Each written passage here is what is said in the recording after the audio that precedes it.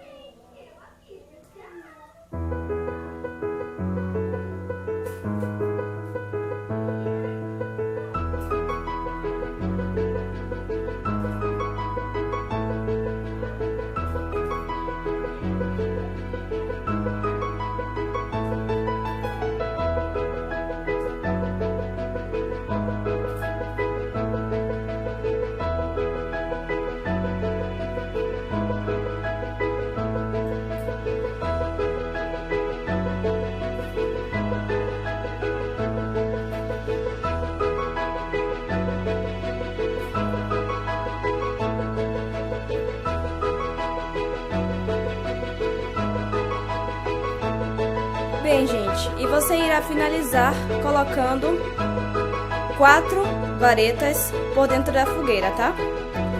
Nesta hora, gente, vocês têm que ter muito cuidado para a fogueira não desmontar, porque se desmontar, aí você vai ter que começar a provar tudo de novo e não irá dar tempo, né?